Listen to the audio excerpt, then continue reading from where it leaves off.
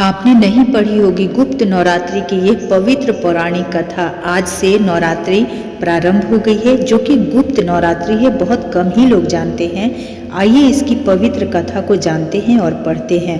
गुप्त नवरात्रि से जुड़ी पारंपरिक एवं प्राचीन कथा यह है कि इस कथा के अनुसार एक समय ऋषि श्रंग भक्तजनों को दर्शन दे रहे थे। अचानक भीड़ से एक स्त्री निकल कर आई और करमबंद होकर ऋषि श्रंग से बोली कि मेरे पति बुरी आदतों से सदा घिरे रहते हैं, जिसके कारण मैं कोई पूजा पाठ नहीं कर पाती, धर्म और भक्ति से जुड़े पवित्र कार्यों का संपादन भी नहीं कर पाती, यहाँ तक कि मैं ऋषियों को उनके हिस्से का अन्न भी समर्पित नहीं कर पाती।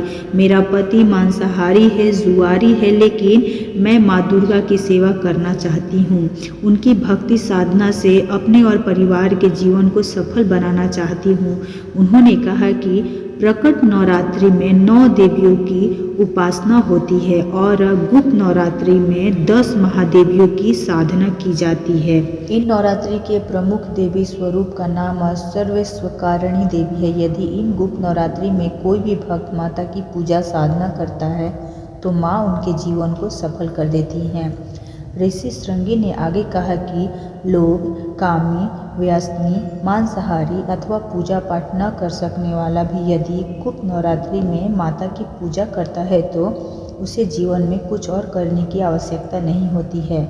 उस स्त्री ने ऋषि श्रृंगी के वचनों पर पूर्ण श्रद्धा करते हुए गुप्त नवरात्रि की पूजा की।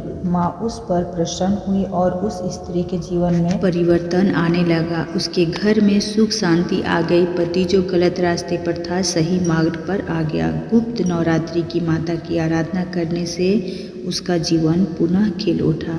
तो देखा आपने, भक्ति चाहे किसी भी रूप में हो, शक्ति बहुत होती है। तो एक बार दिल से मन से बोले सर्वेश्वरी कारिणी देवी मैया की जय। मिलते हैं नई वीडियो में नई भक्ति के साथ। इस वीडियो को ज़्यादा से ज़्यादा लोगों में शेयर करें ताकि सभी को गुप्त नवरात्रि के बारे में पता चल सके।